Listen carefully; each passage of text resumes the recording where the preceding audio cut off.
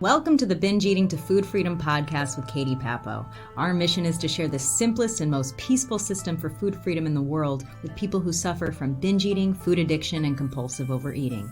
We're here to show that with the right strategy and support, any committed, coachable, and resourceful individual can feel peaceful and free with food. Hello, and welcome to another podcast episode. My name is Katie Papo, and what we're here to do is help you achieve food freedom, ending the binge restrict cycle, and healing your relationship with food. So one of the things that I wanted to cover today, because it's a question that I see coming up quite frequently, especially in our free Facebook group. If you guys haven't been in there, we have a free Facebook group. And I've seen people posting a lot over the last few years, and especially recently, asking about the effectiveness of groups like Overeaters Anonymous and other support groups that are similar in nature. Now, of course, here's what I'm doing in terms of what I'm doing today. What I want to do is go over really my opinion and why my opinion has been formed in that way. One of the things that's important to note, and one of the reasons also why I sometimes avoid talking about methods other than ours, aside from just general restriction methods, is it can be challenging to give an opinion about these groups without making sweeping generalizations. And one thing that I'm always concerned with is being fair of the merits of certain approaches and the limitations of certain approaches, acknowledging that there are benefits, right, to many different approaches, and there are also limitations. So in terms of doing your own research and what's going to work best for you, it's important to be aware of both of those sides. So I will share that my opinions were formed today. I didn't always hold these opinions. They've been formed over time, not only through my own personal experience, but this is mostly actually through my conversations with hundreds, if not thousands at this point, of binge eating sufferers who have tried these approaches. So this is also to share those common experiences that might be outside of my own, but still seem to be very common among people who are suffering from binge eating, food addiction, and emotional eating. So before we go into this, I do just want to put a little disclaimer on this talk, given that it is my opinion. And just to let you know that I am speaking in generalities, and I know that. And I also, even though I'm not giving medical advice, and I never intend to give medical advice here, that's not what we're about. And I also don't believe that binge eating is a medical issue. One of the things that I want to share is that I don't believe that all groups or all people in these groups will fall under, the characteristics that I'll be talking about today. There are definitely outliers. So do keep that in mind that I'm going to speak in generalities today. And my intentions here, just to be clear on what my intentions are in offering my opinion about the support groups and Overeaters Anonymous specifically, my intentions are, number one, to inform. For people who are exploring different treatment options, this information could save you years of trial and error, could save you a lot of money, a lot of time. Binge eating is a very consuming and expensive problem. And when we continue to choose solutions that don't match the problem, that's going to consume even more time, energy, and money. So that's one reason to go through alternatives, right? And then the second intention is to show you some possible reasons why what you've tried in the past hasn't worked. So if you have tried support groups and they haven't worked for you, this might shed some light onto why and what you need to do now instead. So, and the reason I want to say that is because I've noticed that many people blame themselves for failing, when in reality, the real issue was simply that the solution that they invested in just wasn't a match for what their problem actually was. And I see this with pretty much all of our clients, that everyone is highly capable, but they feel so defeated and so hopeless because they've spent years doing things that weren't the right match for them, But because it seemed to have worked for other people, or that was their perception anyway, they're like, oh, what's wrong with me? So this is to show some of the reasons why what you've tried might not have worked. So today we're going to talk specifically about support groups. I don't want to get too much into specific support groups or their philosophies, though we will go a little bit more into Overeaters Anonymous because it is a popular one. But I want to start with generalities by sharing the pros and cons that I hear most commonly from people who have tried different support groups. And I myself have also tried many support groups when I was first looking for healing from binge eating. When I realized I had a problem, this was one of the first steps that I took myself. So I'm going to start with the pros here of binge eating support groups. So the first pro that's important to mention, and by the way, I actually have all of this on a list on my website, along with other treatment methods. If you go to katiepapo.com/treatment comparison, you'll find on my website that you'll be able to see all this in bullet point, neatly outlined, not just about support groups, but other treatment methods connected to binge eating as well. Anyway, that was just a little side note, but let me go into the pros here. So one pro of being in a support group is you are around people who understand what you're going through. I think that's one of the biggest benefits.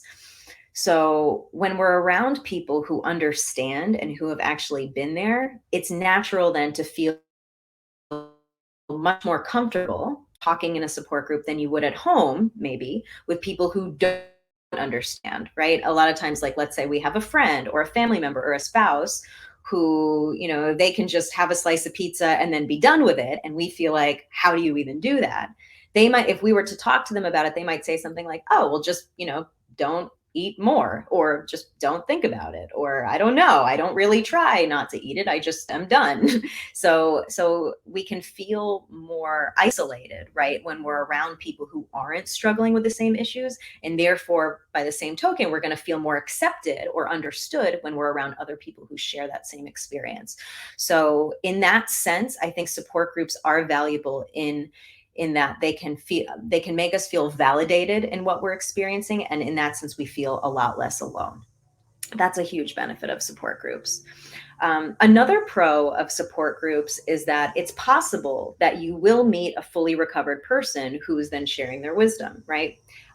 Sometimes, like when we go through really challenging, difficult experiences, some of us get a natural inclination to help others. That was my path, right? When I when I was a kid, I wasn't thinking, oh, when I grow up, I'm going to help people and binge eating and food addiction. No, it wouldn't have even occurred to me. But because I struggled with that, saw how painful and detrimental and harmful it was to my life, now that I'm out of it and I see how simple it is if you just know what you're doing, now I'm here to help other people do the same. So there's people who also hold that mentality in support groups. So it's possible that you'll meet someone who is fully recovered who shares their wisdom. I'll go into a downside of that later. I don't want to go into it now because since we're still in the pros section, but it's also possible to meet people who aren't fully recovered who are sharing their wisdom that they haven't really gotten to where you want to be.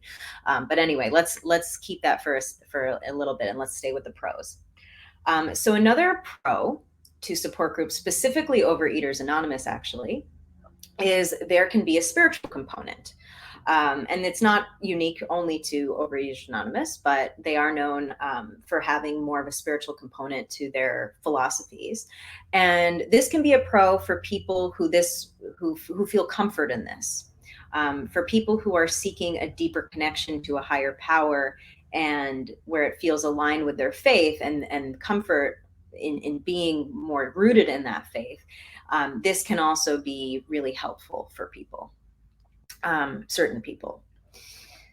Another pro is support groups can provide a feeling of safety and comfort in a space of non-judgment and compassion. A lot of times when we're with our own brains, right, when we're dealing with eating disorders, is we go into judgment mode.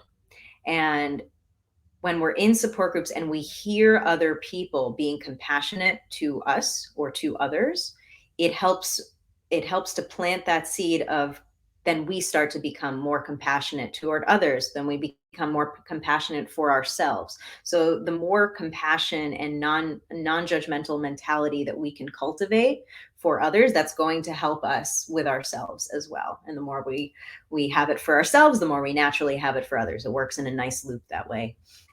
Another benefit of support groups is that you can make important friendships with like-minded people. I've noticed even in our Facebook group, we've had that Facebook group open now for a few years. There's, I don't know, 11,000 plus people in it at this time in the end of 2021. And what I've noticed over time is that people have made friends in that group and created that comfort and that spirit of sharing. So you can make important friendships with like-minded people who will give you words of comfort and encouragement when you need them. That's very important to have. And also just knowing that you have some kind of support system can help you build up your own internal strength as you're feeling a little more wobbly in the beginning. As you continue to progress on your own path, it's helpful to have people who you can talk to, who you trust. And another pro to support groups is a lot of them are free, right? So you can try them out without making a financial commitment. You can skip sessions if you want without any penalty. I guess this could also be a con in that sense.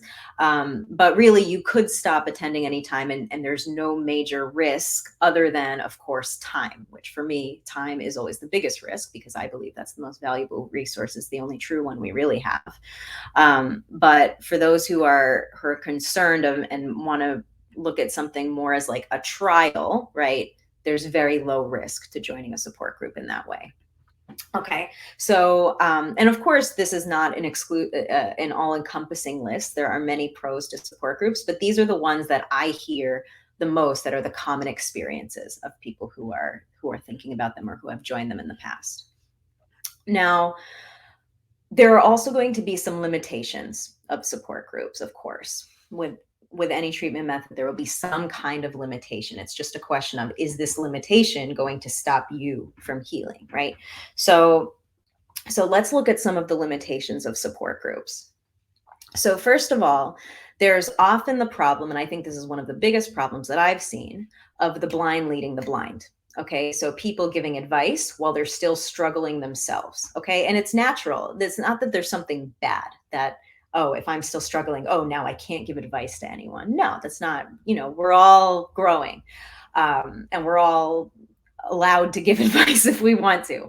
However, if you're someone who doesn't know what you're doing, right, and you're looking for guidance somewhere, if you're just going to kind of give yourself to someone who is also blind, leading the blind, then now you're both blind, right? And no one's really getting to where they need to go. So it is true, unfortunately, but it almost has to be this way, especially groups that are run by volunteers, right? A lot of times the leaders are still struggling themselves. And that's why they got into it in the first place, because they're struggling. So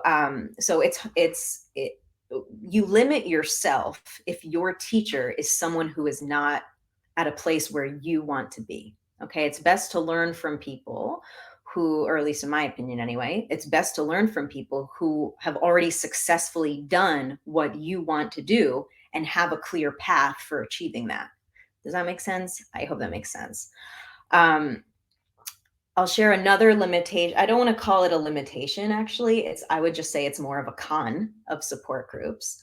And this was a big one for me, is that naturally in a group where there's a lot of people suffering, you might hear sad and potentially depressing stories. So not that it's negative, and not that we always have to keep ourselves and shield ourselves from hearing anything negative, right? There's negativity all around us, right? There's also positivity around us. We get it all in the human experience. But for people, and I say this because I resonate with this, for people who have a very high degree of empathy. So in other words, if you feel what other people are feeling, then it will affect you to be around people who are suffering, right? So if I hear someone telling a story about, something sad that happened to them, I'll very naturally start to internalize that sadness, and I'll start to feel it within my own body. I'll start to put myself in their shoes. So for people who have high degrees of empathy in that way, being around energy of helplessness, being around energies of victimhood, being around sadness, grief, anger, trauma, being around all this suffering can be energetically draining if you continue to put yourself in that environment. So for me, continuously being around people who are telling these really sad stories about their lives, it's not that I'm incapable of hearing those stories. I still hear those stories often, right? But to consciously put myself in that situation over and over when I'm focused on my own healing, that's not really helping me, because I'm just draining myself by being around the energy of helplessness. And when I want to cultivate the energy of hopefulness and optimism and personal growth, right, being around energies of victimhood and helplessness in that way can be very energetically draining, especially if you feel other people's emotions. So that's something to consider if you are someone who experiences feeling other people's emotions. And along those same lines, I would say another con that, and by the way, this is not unique to support groups. This is human nature, right? But we can see, even in our group, right, on Facebook, even in our group, there are people who are super positive and growth oriented, and there are people who aren't, right? People who are there because they need to vent or need to complain. It's not that one is right or wrong. The question is that going to get you where you want to go? So in that same sentiment, some support groups will bond over their struggles more than their successes, right? So like, for example, in our group with our private clients, we used to have a group program. Now we just do private one-on-one, but we used to have a group. And it was all um, it was all connected to successes, right? It's not that people didn't talk about what they were struggling with, but the group was so success oriented and so growth oriented that it was an uplifting experience. So if you have a high degree of empathy, you will be uplifted by the group, not brought down. But some groups, unfortunately, because the struggle is so real with binge eating, people in the group will bond over their struggles more than successes. Now, when your friendships rely on both parties having a problem in order to connect, it can actually feel harder to progress or succeed out of fear that now you're leaving your friends behind. And we sort of need to indulge those struggles in order to be still in that group. Does that make sense? So it's something to just be aware of in whatever group that you're looking at. Are people bonding over their struggles, or are people bonding over their successes? Not that you can't have one without the other, but if there's an overemphasis of bonding over the struggles, guess what? When you're focused on all of your struggles, you're going to feel it more. You're giving all of your attention to that. So if all of your energy in that group is focused on how hard it is and how challenging it is and how much suffering you're feeling and how bad last night was and all that kind of stuff, you're not growing, you're complaining. And there's nothing wrong with complaining, but again, is it going to get you where you want to go? Let's go to another limitation of support groups. And this is not unique to support groups. This is more of a question of what is the philosophy behind the support group, right? But I will share this in the sort of con section, because I have noticed, and this is true for Overeaters Anonymous, that it's common for even super well-intentioned organizations and support group leaders to share food philosophies and approaches that ironically encourage bin behavior because they have restriction-based approaches. So, for example, one of the core practices of Overeaters Anonymous, which you can find on their website, that's not something I'm making up, is that they teach people how to avoid triggers, right? To me, this is the complete opposite, because they're focused on avoiding triggers. They're focused on restricting certain foods. And given that one of the more common causes of binges is restriction. To me, this is ironic that we're helping people to restrict themselves when restriction is one of the bigger causes of binge eating in the first place. So it's like we're fueling this negative loop, and we're still giving, really great tools in terms of, journaling and practicing the philosophy and having leaders and having accountability and all of these things that could inherently be positive when we're using them to restrict. And restriction is a very well-known cause of binges. Then what are we really doing? We're reinforcing one extreme of that behavior, which is only going to loop us back to the other stream of that behavior. We go from restriction to binge, restriction to binge, restriction to binge. So many times, not only unique to Overeaters Anonymous, but a lot of times in support groups, the groups are meant to help people restrict, to help people follow food rules. So if the support, even if the support is really good, right? If the support is there to help you restrict, and restriction is one of your main issues that's causing you to binge, then you're only deepening your cycle into this loop and giving more energy and more time to the very thing that is keeping you stuck. So this ultimately, the more we focus on these restrictions, the more this can encourage binge eating behavior and takes people further away from food freedom.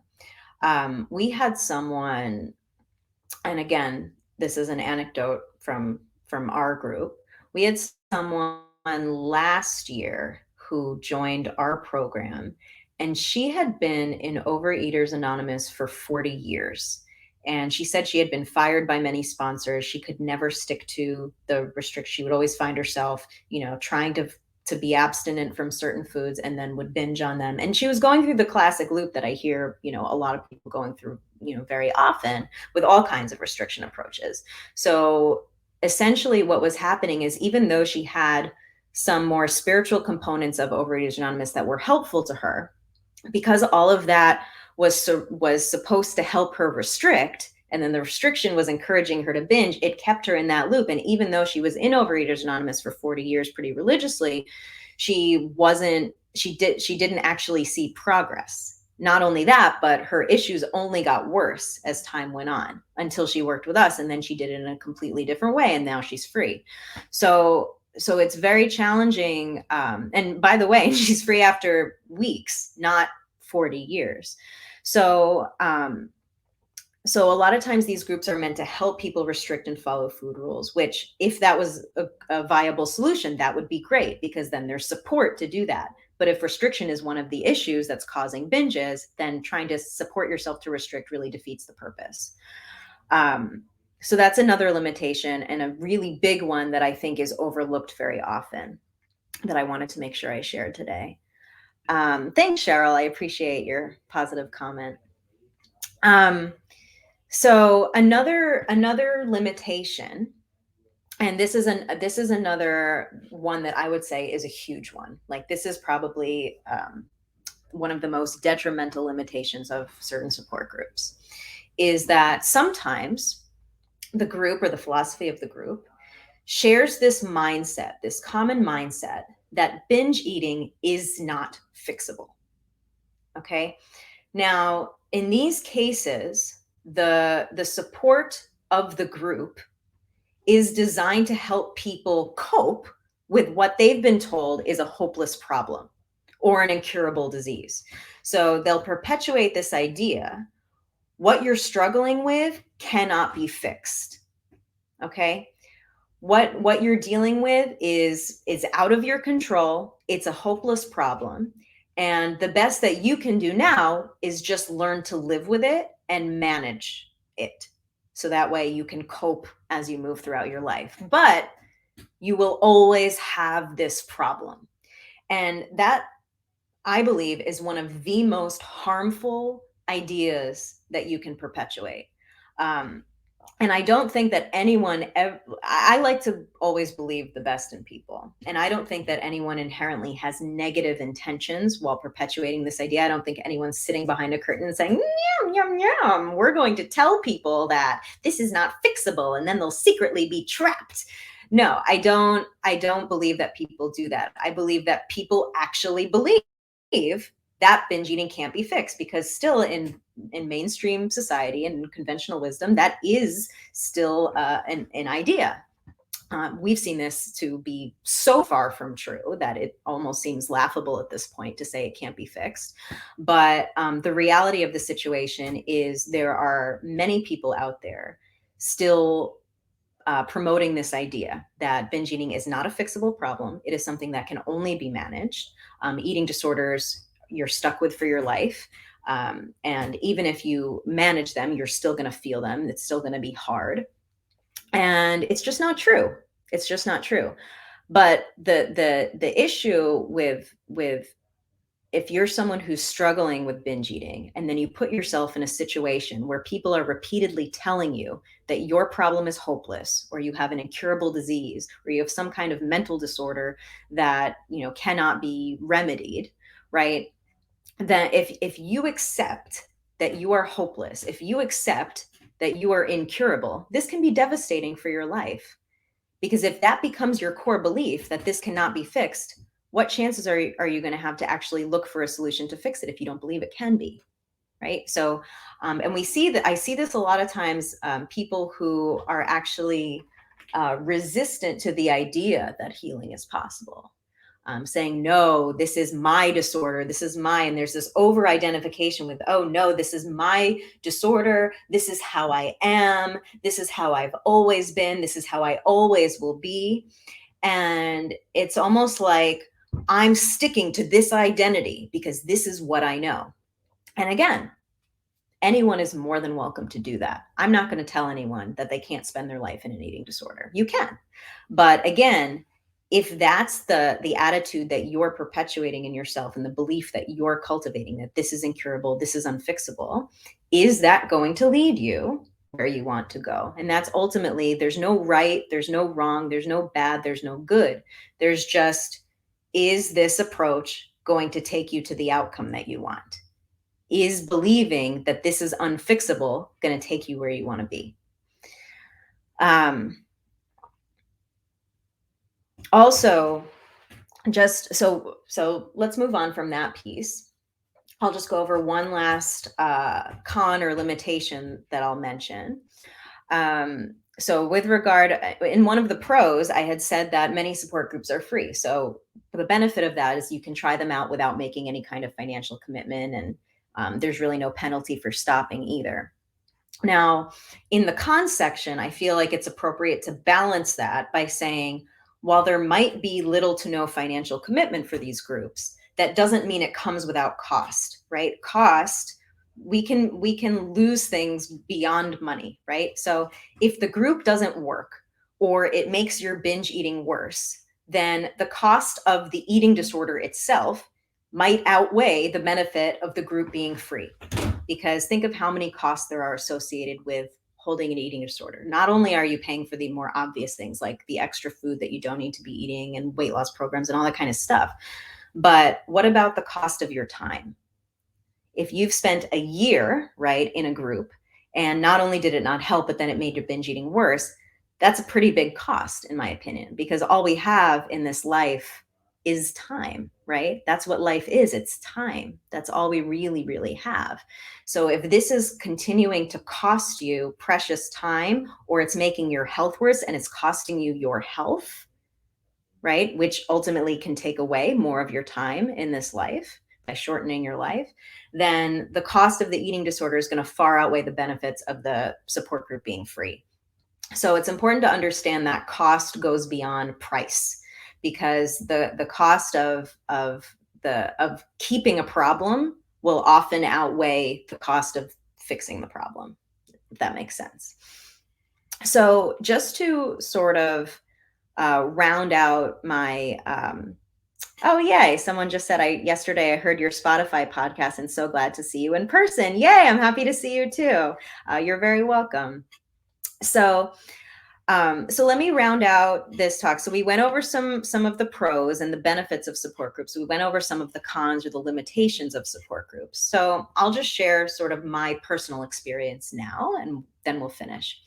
So I actually really like support groups in a sense and for specific purposes. So I've invested in support groups with, for example, other entrepreneurs. As I was going out and embarking on this on my own, yes, I knew how to heal binge eating, but I really didn't know anything else about starting a business. So it was really helpful to have conferences with people who were going through the same thing and had similar struggles and similar questions. So that was incredibly helpful to me. I've also been part of other little groups. I've also had the experience of going to Overeaters Anonymous. This is not only things that I've heard through other people's experiences, though that is where most of it comes from. But I did actually attend a few meetings on my own at the beginning of my journey with different leaders. And yes, depending on the group, it was different. It was different feeling, but ultimately the philosophy was the same. And for me, my biggest, I would say, deterrent, or what made me not go back, was because I'm always very open-minded. Like I'll really try things with an open heart. But what I found, the feeling that I got being in those meetings, was felt like I was around people who were not succeeding. And I knew that I needed to be around people who are succeeding in the areas that I want to succeed in as well, because I feel other people's stuff. I know I need to be uplifted. And also I didn't feel that the philosophy was totally sound, because I knew what I knew even back then about restriction being harmful. So I knew that if I was specifically trying not to eat certain foods, it would be the same effects as me trying to do a diet on my own and trying to avoid certain foods. And this was just with the help of other people trying to help me also avoid those foods, which I knew ultimately I wanted a way out of that. I didn't want to have to avoid food for my whole life. And I saw people who had been in that group for years and years and years, and they were still struggling with the same things, and they were still stuck in that loop. And I just thought to myself, I don't want to be like that. And so I started looking elsewhere to find energies of people who were more successful in doing what they wanted, and people who were able to do that without committing to lifelong restrictions. So because for me, I knew it wasn't really about the food. It was about something deeper within myself that was causing me to obsess and causing me to compulsively eat. So I wanted to deal with the root issues rather than just trying to restrict my food. So that's for me why I didn't why I didn't continue to go to the Overeaters Anonymous. And I also found it generally, to be frank, and I hope I don't offend anyone by saying this, because I do truly believe that there are a lot of benefits to these groups.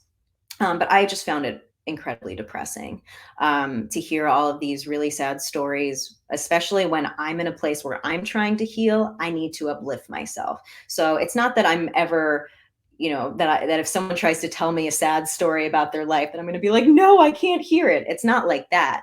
But if I'm already in a vulnerable place, and I know I need to focus on myself, I don't want all my energy going to other people. I was so energetically drained just from binge eating alone. I had such little energy left. What energy I did have left, I needed to focus it on myself and not on other people. So that for me was my deterrent personally. But again, everybody's different. But I will say, no matter what, if the support of the group is centered around inherently unhelpful philosophies that say that it can't be fixed, or that you need to restrict for your entire life, unless that's what you want, it doesn't take care of the root of the problem. It won't be the tool that helps you reach your goal. And I see this very often with support groups for binge eating, because there is still a lot of misconceptions and questions about how binge eating actually works and what causes it. And not only that, but if you're surrounding yourself with people, and this was big for me, if you're surrounding yourself with people who are not succeeding, it can also subconsciously reaffirm this belief that success for you isn't possible. When in reality, you might just need to be investing your time, money, energy with different people who are succeeding. And that's what we do with our clients. We have a separate group for them where they're surrounded by others who are succeeding in this area. And if you're a goal-oriented person, I would say a support group can, when you find a good one, it can be a helpful supplement for sure. But I want to say supplement, not the whole Megillah, right? It's probably not going to be the main resource that you need to succeed, since success or long-term sustainable success from this will depend on building your own habits in your daily life. So if you're going to a support group once a week, but you're not building the new habits in your daily life, it'll be great to have a touchstone every week, but is that going to lead to, long-term sustainable healing? I don't know. So I bring this all up because I've heard of people, attending support groups for years because their problem hasn't been fixed yet, or because they believe it can't be fixed. But I'm here to share with you guys and to say from the bottom of my heart and soul, and from knowing and having experienced it and seen it and witnessed it so many times, binge eating is a fixable problem. It is. You will reach your goal faster when you align yourself with people who know that to be true. Because the people who know that to be true know that because they found their way out. So know that binge eating is fixable. Align yourself with people who know that to be true, and then allow yourself to benefit from that experience. So to summarize, there are definitely positives, negatives, pros, cons to support groups. Use your own best judgment. I always like to approach things with an open mind, but also some skepticism, right? And some people, when they talk about skepticism, they're confusing themselves, because really they're just doubting. But real skeptics are open to, hey, could this work? So but now that you have some things to look for or some things to watch out for, I hope that you'll find that helpful as you do explore resources. And just know that from our end, we have many resources available. We have videos just like this coming up almost every day now. We have some writings that I've done. Again, you can view the list of treatment comparisons on my website as well. We're coming out with more resources all the time. We have a free training. And of course, we also have a paid program where you work with Shahar and me privately. And we get you go through our program and we go much deeper into your specific patterns. So now we're no longer working in generalities. We're working with things that are highly specific to you and helping you deal with them in real time. So if that's something you're interested in, of course, you're always welcome to reach out to us. It's a 12-week program and truly life-changing. So we have all of these resources available to you guys at many different levels. And my hope is that you'll find the ones that resonate with you and keep going to the ones that are reminding you there is hope. Keep an open mind and a bright look at your future, because you can have what you want. So I'll see you guys tomorrow and talk to you soon.